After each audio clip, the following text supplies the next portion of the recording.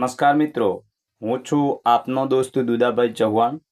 મિત્રો, ગઈકાલે એટલે કે 25 માર્ચના રોજ આપણા ગુજરાત રાજ્યના કૃષિમંત્રી શ્રી જીતુભાઈ વાઘાણી દ્વારા ખેડૂતો માટે એક મહત્વપૂર્ણ જાહેરાત જે છે એ એમણે કરી છે।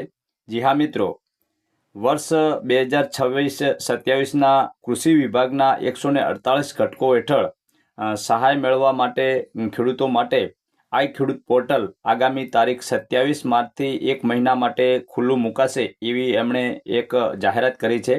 એટલે કે જે ખેડૂત મિત્રો સબસિડી મેળવવા માંગતા હોય તો એવા ખેડૂત મિત્રોએ જે આ આઈ ખેડૂત પોર્ટલ છે એ પોર્ટલ પર કૃષિ વિભાગની જુદી જુદી જે યોજનાઓ છે એ યોજનાઓમાં ઓનલાઈન ફોર્મ ભરી શકે છે અને સબસિડી મેળવી શકે છે।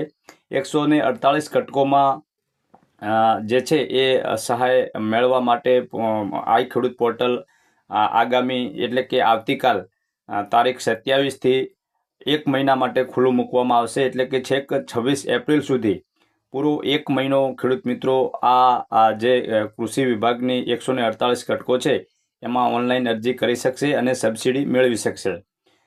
તો એમણે ગઈકાલે આ જાહેરાત કરી છે અને એ જાહેરાત ગુજરાત ઇન્ફોર્મેશનની જે વેબસાઇટ છે એ વેબસાઇટ પર એમણે આ એક નોટિફિકેશન મૂકી અને માહિતી આપી છે। એમણે જણાવ્યું છે કે વર્ષ 2026-27માં કૃષિ વિભાગના 148 ઘટકો હેઠળ સહાય મેળવવા માટે ખેડૂતો માટે આઈ ખેડૂત પોર્ટલ આગામી તારીખ 27 માર્ચથી 1 મહિના માટે ખુલ્લું મુકાશે। અને વધુમાં એમણે જણાવ્યું છે કે કૃષિ વિભાગના નવા નાણાકીય વર્ષની શરૂઆતથી જ ખેડૂતોને યોજનાકીય લાભો આપવા સરકાર કટિબદ્ધ છે એવું એમણે જણાવ્યું છે। ત્યારબાદ એમણે જણાવ્યું છે કે ગુજરાતના ખેડૂતોની આવક બમણી કરવા અને ખેતીના આધુનિક બનાવવાના મક્કમ નિર્ધાર સાથે મુખ્યમંત્રી શ્રી ભૂપેન્દ્રભાઈ પટેલના નેતૃત્વમાં રાજ્ય સરકાર સતત પ્રયાસો કરી રહી છે। આ દિશામાં કરાયેલા વધુ એક મહત્વપૂર્ણ નિર્ણય અંગે માહિતી આપતા કૃષિ અને પશુપાલન મંત્રી શ્રી જીતુભાઈ વાઘાણીએ જણાવ્યું હતું કે રાજ્યના ખેડૂતો અને પશુપાલક મિત્રો વિવિધ કૃષિ અને પશુપાલનલક્ષી સહાય યોજનાઓનો લાભ લઈ શકે તે માટે આગામી તારીખ 27 માર્ચ એટલે કે આવતીકાલથી 1 મહિના સુધી એટલે કે તારીખ 26 એપ્રિલ 2026 સુધી આઈ ખેડૂત પોર્ટલ ઓનલાઈન અરજીઓ માટે ખુલ્લું મૂકવામાં આવશે।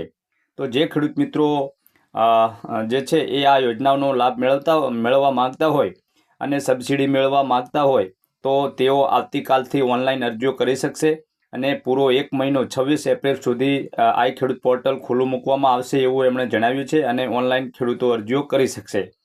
ત્યારબાદ એમણે જણાવ્યું છે કે આગામી તારીખ 27 માર્ચથી રાજ્યના ખેડૂતો આઈ ખેડૂત પોર્ટલ પર ખેતીવાડી ખાતાના 42 ઘટકો, ખેતીવાડી ખાતાના મિત્રો 42 ઘટકો, બાગાયતી ખાતાના 94 ઘટકો અને પશુપાલન ખાતાના 12 ઘટકો મળીને કુલ 148 ઘટકો હેઠળ સહાય મેળવવા માટે ઓનલાઈન અરજી કરી શકાશે। ત્યારબાદ એમણે જણાવ્યું છે કે આ નિર્ણયને ઐતિહાસિક ગણાતા કહ્યું કે રાજ્ય સરકારને કૃષિ વિભાગના નવા વર્ષની શરૂઆતથી જ ખેડૂતોને યોજનાકીય લાભો આપવા કટિબદ્ધ છે। રાજ્ય સરકારનું વર્ષ 2026-27નું અંદાજપત્ર વિધાનસભા ગૃહમાં પારિત થયાના ગણતરીના દિવસોમાં જ નવા વર્ષ માટે પોર્ટલ ખુલ્લું મૂકવા વાળો કૃષિ વિભાગ સંભવત રાજ્યનો પ્રથમ વિભાગ બનશે।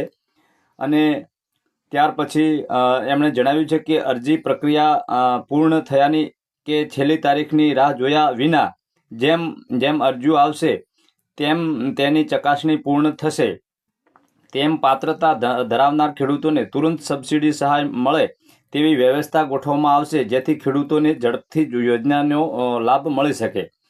તો એમણે જણાવ્યું છે કે જે ખેડૂત મિત્ર અરજીની પ્રક્રિયા પૂર્ણ થયાની છેલ્લી તારીખની રાહ જોવાની નથી અને જેમ અરજીઓ આ વિભાગને મળશે તેમ તેની ચકાસણી પૂર્ણ કરી અને જે પાત્રતા ધરાવતા ખેડૂત મિત્રો છે એમને સબસિડી સહાય જે છે એ તરત મળે એવી વ્યવસ્થા ગોઠવવામાં આવી છે એવું એમણે જણાવ્યું છે। ત્યારબાદ એમણે જણાવ્યું છે કે ખેડૂતો માટે અરજી પ્રક્રિયા અત્યંત સરળ બનવાઈ છે જેમાં ખેડૂતો આધાર ઓથોન્ટિકેશન દ્વારા પોતે અથવા ગ્રામ પંચાયત સ્તરેથી નોંધણી કરાવી શકશે। તેવું તેમણે જણાવ્યું હતું. તો આ વખતે જે અરજીઓ છે એ અરજીની પ્રક્રિયા છે એ બહુ સરળ બનાવવામાં આવી છે. આધાર કાર્ડ નંબર નાખી ઓથેન્ટિકેશન કરી રજિસ્ટ્રેશન કરી અને પછી આઈ ખેડૂત પોર્ટલ પર ખેડૂત મિત્રો અરજી કરી શકશે એવું એમણે જણાવ્યું છે. ત્યારબાદ વધુમાં જણાવ્યું છે કે રાજ્યના તમામ ખેડૂત મિત્રોને છેલ્લી તારીખની રાહ જોયા વિના વહેલી તકે જરૂરી દસ્તાવેજો સાથે ઓનલાઈન અરજી કરી સરકારની વિવિધ કલ્યાણકારી યોજનાઓનો મહત્તમ લાભ લેવા નમ્ર અનુરોધ કર્યો હતો. તો કૃષિ મંત્રીએ વધુમાં જણાવ્યું છે કે તમામ ખેડૂત મિત્રોએ છેલ્લી તારીખની રાહ જોયા વિના જેમ બને તેમ વહેલી તકે દસ્તાવેજો સાથે ઓનલાઈન અરજી કરી અને સરકારની વિવિધ કલ્યાણકારી જે યોજનાઓ છે એનો મહત્તમ વધુમાં વધુ ખેડૂતો લાભ લે એવી નમ્ર વિનંતી કરવામાં આવી છે. અને મંત્રીશ્રીએ વધુમાં જણાવ્યું છે કે વિવિધ સહાયલક્ષી ઘટકોની વિગતો આપતા જણાવ્યું હતું કે આધુનિક ખેતીને પ્રોત્સાહન આપતા tractor, combine harvester, rotavator, laser land, leveller, power tiller, oil engine અને સ્માર્ટફોન ખરીદી પર સહાય મેળવવા માટે ખેડૂતો અરજી કરી શકે છે. ખેત પેદાશોના રક્ષણ માટે કાંટાળા તારની વાડ અને પાક સંગ્રહ structure, solar power unit, pump set માટે સહાય મેળવવા માટે પણ અરજી કરી શકાશે. આ ઉપરાંત બાગાયતની ખાતાની 20 PTO હોર્સ પાવર સુધીની mini tractor, net house, poly house, cold storage, ફળ ફૂલ અને શાકભાજીના વાવેતર તેમજ વિશેષ કરીને કમલમ, ડ્રેગન ફ્રૂટ અને ઓઇલ પામના વાવેતર માટે પ્રોત્સાહન આપતી યોજનાઓ હેઠળ સહાય મેળવવા ખેડૂતો અરજી કરી શકશે. વધુમાં પશુપાલન ખાતાની કેટશેડ બાંધકામ, દૂધાળા પશુના ડેરી ફાર્મ, મરઘા પાલન તાલીમ, સ્ટાઈપેડ, પાડી વાછરડી ઉછેર અને બકરા એકમ જેવા ઘટકો હેઠળ સહાય મેળવવા માટે પશુપાલકો અરજી કરી શકશે એવું એમણે જણાવ્યું છે.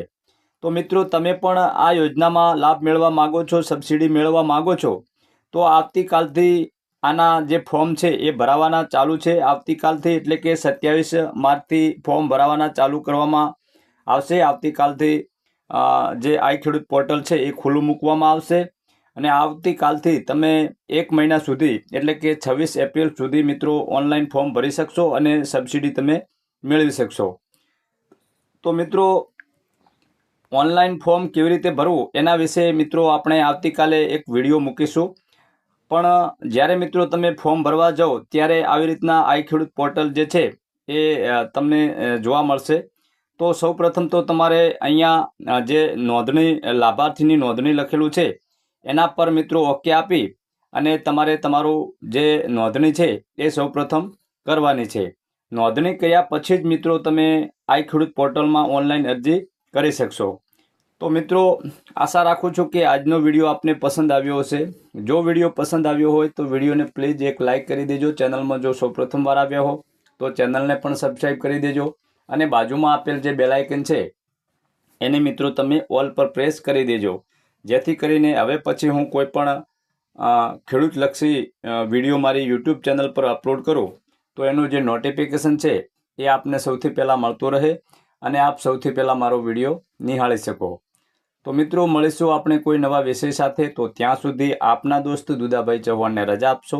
નમસ્કાર.